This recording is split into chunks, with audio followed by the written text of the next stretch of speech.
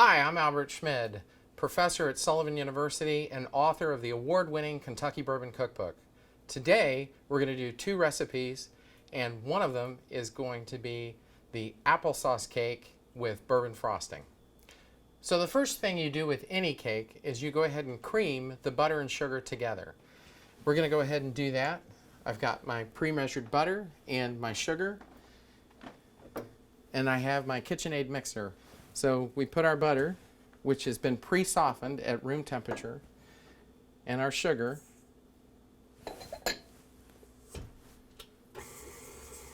and we mix the butter together with the sugar. So at this point, we're going to go ahead and scrape the bowl down. And we do this for a couple of reasons. Sometimes there's some chunks of butter that have not completely dissolved with the sugar. So this is just going to sort of mix things up and remove those big chunks. And it allows the mixer to start from a different place.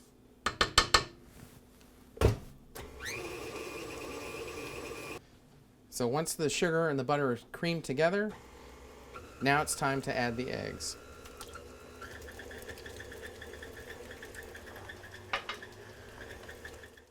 And now for a chef's secret. Chef's secret!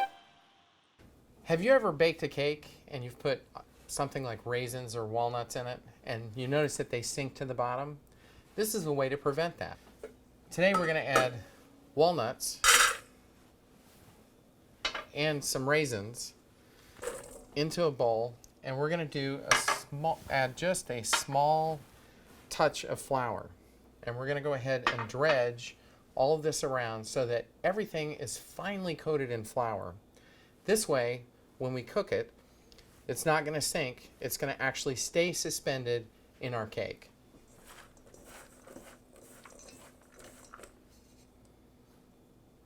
So now we're going to start by combining all of our dry ingredients. We're going to start with our flour, our baking soda, and our spice mixture. Then we're going to mix this up into a uniformed powder. Okay, so now we're going to combine all of our ingredients together. We've got our creamed butter and sugar, we've got our flour mixture, and we also have applesauce. And so what we're going to do is we're going to take the flour and the applesauce over to the mixer, and we're going to add them alternatively to the butter and the sugar. So we can add a little bit of the flour along with a little bit of the applesauce and slowly mix these together.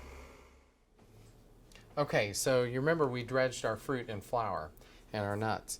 So now what we're going to do is we're going to add this into our applesauce cake batter.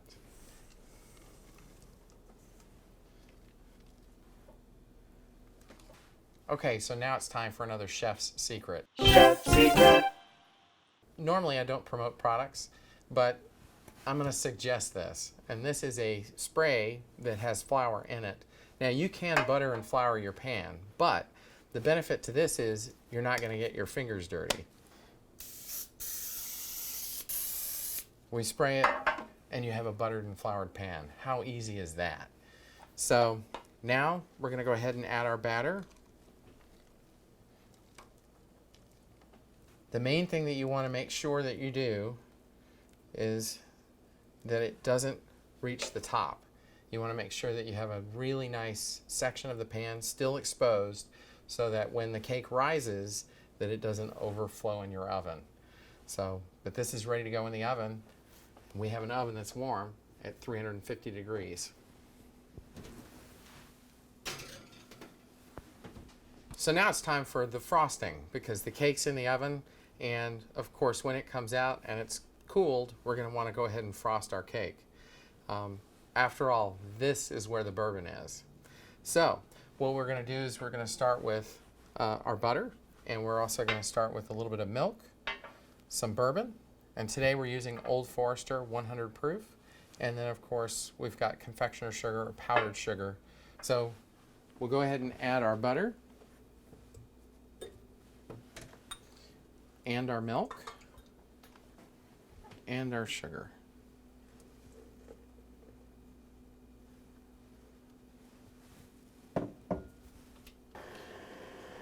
And then add our bourbon. And in the end, you'll notice that the frosting increases in volume almost double from where we started. Okay, so the cake's out of the oven now. I've placed it on this wonderful serving tray, and it has a really nice golden brown finish, and I wish you could smell this. Now, applesauce cakes tend to be pretty moist because of the applesauce, but something that you might want to consider, especially if you're going to keep this cake for a couple of days, is that you could place little holes in the cake and you could pour another quarter cup of bourbon on the top, and that bourbon will sink down into the cake and it'll help to keep it moist. So now we're going to frost it.